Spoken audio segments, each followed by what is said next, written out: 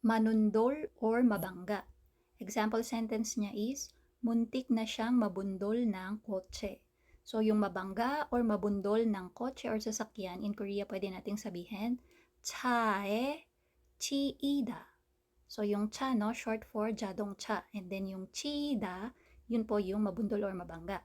And to say na muntik, hindi talaga nangyari, no, muntik lang, we can use the grammar, 뻔하다. So, yung sentence kanina na muntik na siyang mabangga ng kotse, in Korean, we can say, 그는 차에 치일 뻔했어요. 그는 차에 치일 뻔했어요.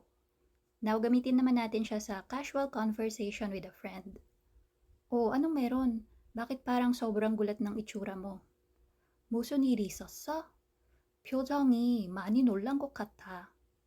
Ah, may lola kasi kanina habang tumatawid, muntik nang mabundol ng sasakyan.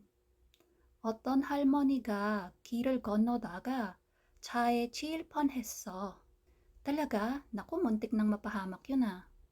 정말요? 큰일 날 뻔했네.